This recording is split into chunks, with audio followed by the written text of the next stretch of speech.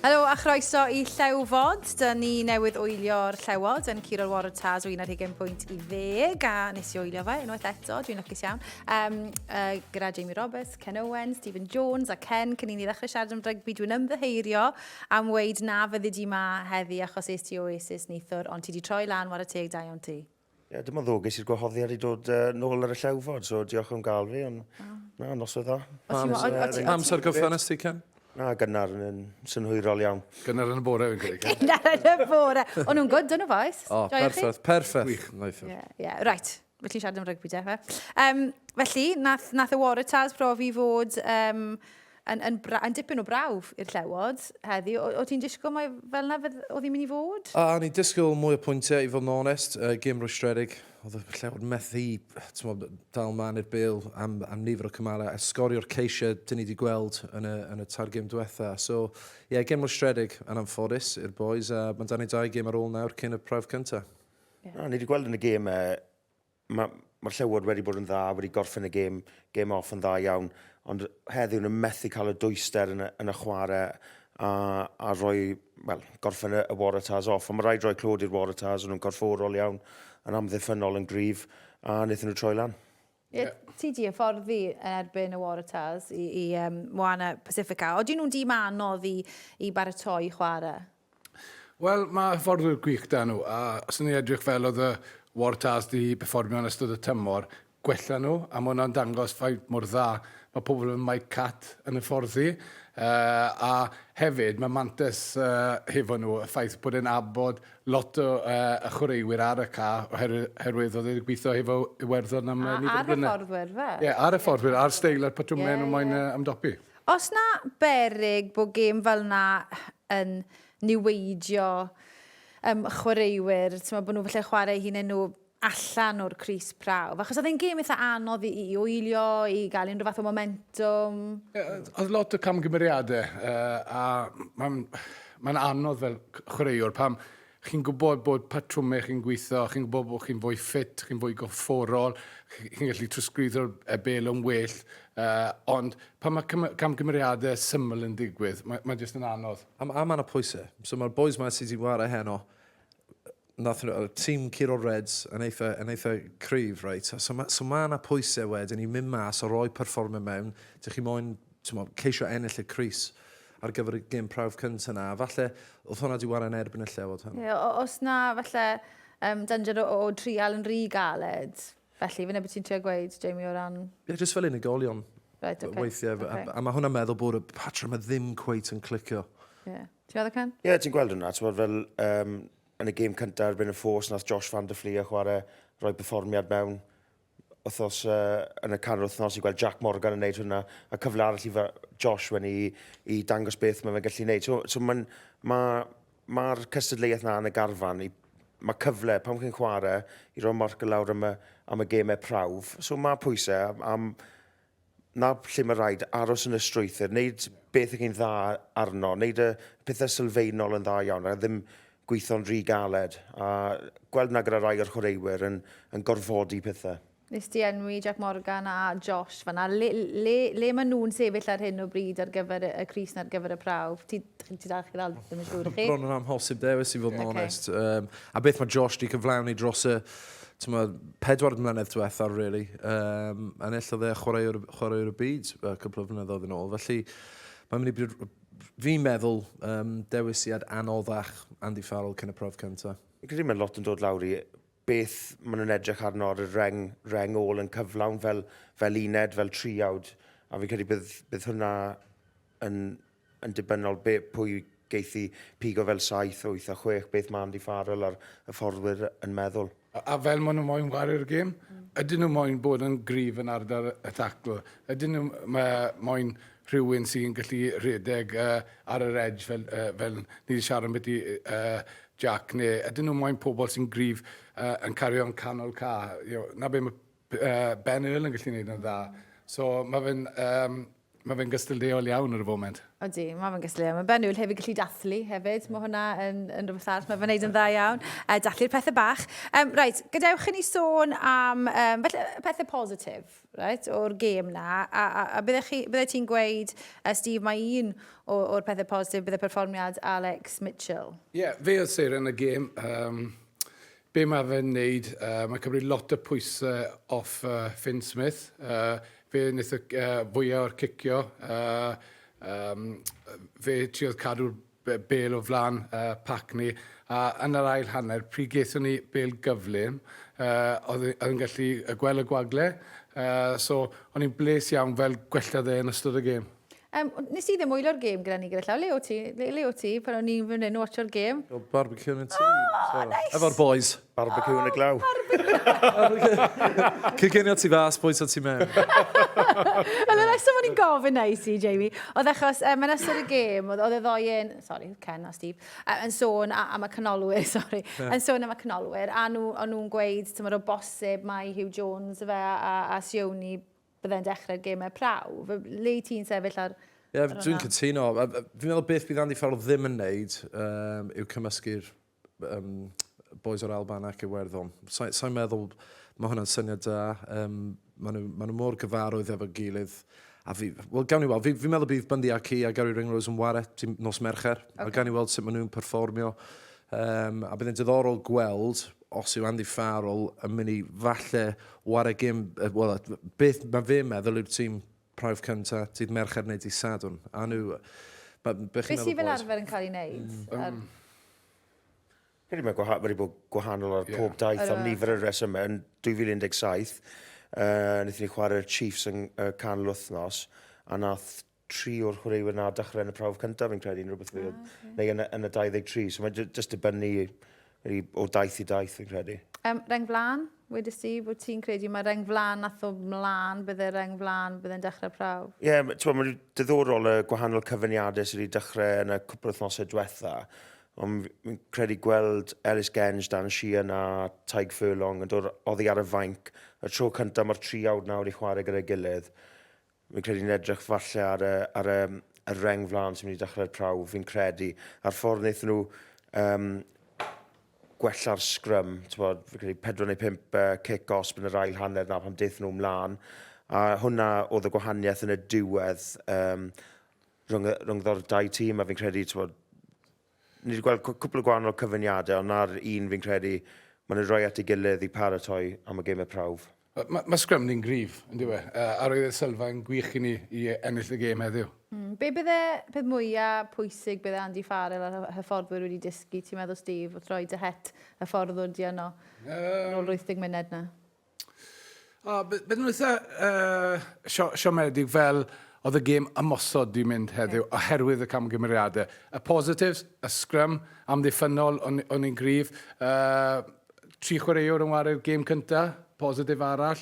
A ni'n bennu'r gêm yn grif. So, mae dal lot o positives, ond fi jyst moyn adio at beth bydd Jamie yn un ar canolwyr, oherwydd i fi, Finn Russell bydd yn wario'n 10, a ffaith bod falle 3 Albanwr wedyn o Sioni Tupolotu a Hugh Jones, cyfuniad gwych. Ie. Mae un peth yn poeni fi ar y Llewod, a wnaethon nhw'n neud heddiw, fi'n meddwl mae'n jyst yn falle gorware chyd, os mae gemau prawf yn mynd i bod dwyster arall, mae llinell amddiffyn yn mynd i bod llawer gyflymach. A maen nhw'n edrych bod nhw'n really moyn cael y bil i mewn i'r sianeli 15 metr, 5 metr. A fi jyst yn gweld nhw'n mynd trwy'r cymalau, a couple of passes fan hyn. A mae'r dwyster mynd i cynyddu yn y gemau prawf. Fi jyst yn poeni falle mae hwn yn arwain mewn i pan mae fe wedi dod Owen Farrell mas. Os mae Owen wedi ennill clysau yn y game clwb efo Llewod, efo Lloegr, just ware ychydig mwy pragmatic. Ni yn gorchwarae ar y foment, ond fi'n credu hwn yw'r cyfle i wneud hwnna. Fi'n credu pam ewn ni'n agosach i'r gemau prawf. Ie, bendant. Right, Jamie, nes i glywed ti'n canu am y tro cynta wythnos yma yn yr ysbyseb, nes... Mouths to feed. Fi'n credu mae beth na ffensio cael ti'n canu fe mewn i'r item nesaf yma. Os da i roi'r llinell i ti, neu ti canu fe i fi? hawdd. OK, good, go on then. Right, fi eisiau ti weid, dyma Sarra Owain a'r teulu o Bontiates gyda'r cwestiwn pwysig. Go on. Dyma Sarra Owain, a fi gan cofio fyna. Hopeless. Na i wedyn, na i ddim gan i fe. Dyma Sarra Owain a'r teulu o Bontiates gyda'r cwestiwn ni heddi. Helo, Sarra. Ac Owen sydd yma. O Bontiates. A Helen o Borthlas. Rydym yn mynhau y daith yn Australia, a wedi mynhau y gêm heno. Y cwestiwn sydd gyda fi, beth ydych chi'n meddwl am y ceisiau sydd wedi cael ei roi? Diolch i chi am y cwestiwn, boes, gobeithio bod chi'n joio yn Australia. Felly, be nethoch chi o'r ceisiau na gath i roi? Penderfyniadau cywir fi credu diwedd, o elfennau technegol o'r sgarmau symudol. Mae'n rhywbeth mae'r dyfarnwyr yn edrych mas o'r cae-off o'r y dyn sy'n codi o tu cefen. So, mae'r dyfarnwyr yn edrych mas am hwnna. Mae'n credu cwpl o rai eraill, oedd e'n gyda Josh van der Flee a Ellis Genge, actually amddiffyn really dda o'r Waratahs i gorfodi'r camgymeriad. Ie, nhw'n gorfforol o'n nhw ar y tegu nhw eddi, o'n i'n meddwl. Charlie Gamble yn brilliant. Ond mae'r chi'n edrych 21 pwynt i 10, mae'r Llewod wedi'i gwneud digon i sgorio 14 pwynt arall, mae'n wedi gollwng bil dros y llinell. Ie, oce, mae dyn ni cwestiwn arall, mae dyn ni 2 gwestiwn heddi. A dyma Tommy gyda'r cwestiwn nesaf. Noswaith lan, mae hyn i'r Tommy Owens yn dod o'r Cadi ar y bryd yn fyw yn Sydney. Gael ei gwestiwn ar gyfer y panel. Beth byddech chi yn meddwl o Owen Farrell yn cael cwrdd ar tîr garfan? Byddech chi'n meddwl falle dos Graham Murray yn cael cwrdd neu beth? Diolch yn fawr, Tommy Owens. Ie, mae lot o drafod i bod wrthnos yma, os am Owen Farrell yn ymuno gyda'r garfan, le i chi'ch 3 yn sefyll ar y penderfyniad o alw Owen mewn? Mae'n penderfyniad diddorol iawn. Yn sicr, chwarae mwy profiadol ag Owen. Mae'n mynd i ychwanegu rhywbeth at y grŵp. Oedd e'n diddorol gwrando i Andy Farrell yn trafod am y Llewod, falle bod yn vulnerable yn y Channel Reef 12. A ni ddim cweith yn deall na. Mae dan nhw bandi ac i Sione Tupoloti yn war yn dda, 2 o canolwr gorau yn y tîm Llewod. Felly, mae fe'n mynd i ychwanegu profiad, bydd e'n really diddorol gweld lle ar y cae bydd e'n ware, a mae fe'n ware 10 a 12 reid, so yn syth mae fe'n dod fel opsiwn ar y mainc i'r Llewod yn y gemau prawf. Ydych chi'n meddwl? Ie, na'r mantes, y ffaith bod yn ware 10 a 12, a'r profiad mae fe'n dod i'r garfan. Bydd e'n digon gyfleus a hapus ffordd bydd Andy Good moyn ymosod, bydd e'n deall y gêm na. Ond wrth gwrs pam gathodd Elliot yr anaf, o'n i'n disgwyl bod cefnwr arall yn mynd i dod mewn a wedyn dithodd Farrell. Nethon ni ddim sôn am Farrell wrthnos diwetha, yna fe? Nethon ni ddim dod â'i enw fel an? Na, fi'n credu lot o beth yw, colli Elliot Daly wedi bod trydydd taith Elliot Daly gyda'r Llewod, a fi'n credu mae Andy Farrell moyn edrych ar cael profiad mewn hefyd. So o'n i'n gwybod os mae anafiadau neu fel mae pethau mynd tu ôl i'r llenni mas yn Australia, mae wedi gweld rhyw fath o twll mae angen ei llanw. Felly lot o beth yw profiad mae Owen Farrell yn dod mewn, 4 taithau nawr i'r Llewod, a ti'n gwybod beth ti'n mynd i cael, mae'n mynd i setlo straight mewn, mae fe'n person sy'n moyn ennill, mae fe'n cysadleuol iawn, a wneud e jumpo straight mewn i'r tîm pan mae'n cael y galwad. Ti'n barod i hedfan, Ken? Na. Steve, o ti'n sôn am Andy Good yn ymosod fyna, pryd yn trafod? Andy Good yn wana fe? Cofyn pig o bobl... Andrew Goodman. Andy ys ti'n abyn yn dda. Andrew Goodman. Andy ys ti'n abyn yn dda. Andy Good. Ti ar llinell main iawn fan hyn ar, cos mae hwn yn mynd i ddod lan unrhyw eiliad ar dy diagnostics ti o... O ie, Elliot Daly. Ti o blaich Elliot Daly. Dwi'n ysdi bod yn iach. Oedd yn amlwg. Strap it up, son. Strap it up. Doi paracetamol, ti'n iawn. 3 gwr doeth, gosh. Right, newn ni... Oce, ni werthu nawr, ni ddim yn werthu ar ôl y chat bach nesaf yma. Cymru, bore yma. Colli i Japan yn y prawf cynta. Sa'n rili gwybod beth yw'r cwestiwn, i fod yn onest. Ni wedi gofyn yr holl gwestiynau sy'n i ofyn dros yr blwyddyn a hanner diwetha, ond le nawr, beth ath o'i le yn yr air hanner na, le i ni, fi ddim yn gwybod, mae'n nifer o gwestiynau i ofyn. Y peth galeta, oedd y chwaraewyr, siomi'r chwaraewyr, maen nhw'n gweithio'n galed iawn, amodau hynod o galed mas yn Japan, a mae Eddie Jones a Japan yn gwneud y gorau glas i wneud pethau yn galed i'r tîm, ond na'r amodau sydd da ni. Y rwystredigaeth yw nawr, wedi colli'r gêm gyntaf. Mae mwy o pwysau mynd i'r ail gêm nawr i cael y fuddugoliaeth na. So, fi'n credu unwaith, ni'n cael yr un fuddugoliaeth cyntaf na, wneith hyder tyfu, wneith momentum tyfu, a ni'n mynd mewn i'r gêm hydref, ond mae gêm enfawr wrthos nesaf nawr gyda'r pwysau ar y tîm. Mae rhaid i'r colled na ysbrydoli'r boys. Yn sôn am pwysau, ond i fi, mae fe mor anodd ddo. Mae'n anodd gweld Dewi yn war y teg, mae fe'n sefyll lan yn diwedd o'r gêm a siarad, ond mae fe'n anodd i weld beth sy'n mynd i newid ar hyn o bryd. Steve? Ie, mae'n anodd iawn allu trafod problemau rygbi Cymru am oriau. A mae'n boenus y ffaith bod y bechgyn a'r tîm merched ddim yn cael llwyddiant ar y foment. A collodd y tîm dan 11 Cymru nithon erbyn Ffrainc hefyd. Nis mae'n gweld llwyddiant yn y gêm. Ond mae rhaid wneud newidiadau, ni'n gwybod ni. So mae bron bod mynd i gymeryd amser, ond dyw mi eisiau mynedd.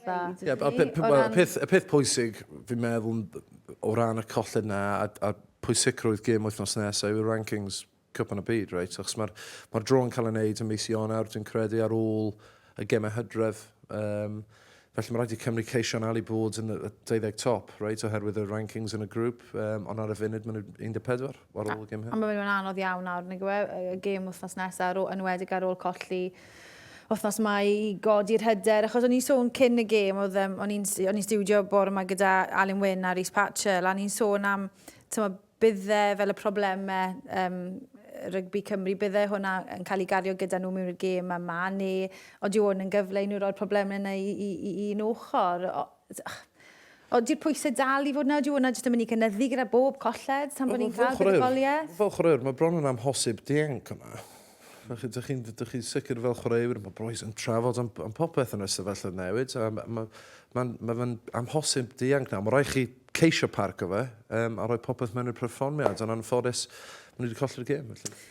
Reit, wel, mae ail brawf Cymru yn erbyn Japan i weld ar S4C yn fyw di Sadwrn nesaf am 6:30 y bore, felly gobeithio gewn ni cwmni chi bryd hynny.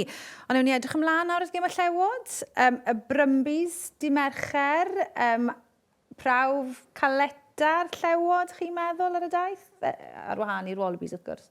Ie, fi'n credu, y Brymbi, wel, oedd e'n profiad a gêm galed i'r Llewod heddi, mynd i Cambra, i chwarae'r Brymbies, i tîm gorau Australia. So, byddai'n challenge eto nhw. A mae angen nhw'na i cynyddu fel mae'n mynd mewn i'r gêm prawf, ond bydd newidiadau eto. Ond byddai'n challenge, ond fi'n credu na beth sy'n angen nhw gemau yn cynyddu yn dwyster i paratoi nhw am y gemau prawf na. Ie, mae'n gret. Amser cyffroes i'r Llewod. Ware'r Brymbies, fel dweud y Ken, tîm cryfa Australia, tîm fwyaf gyfforol, blaenwyr dda hefo nhw, a fforddwr talentog Stephen Larkham, so mae fe'n amser cyffroes i'r Llewod. O'n i'n clustfeinio na chi'ch ti'n siarad pan i'n rhoi bach o lipstick yno gyda fach.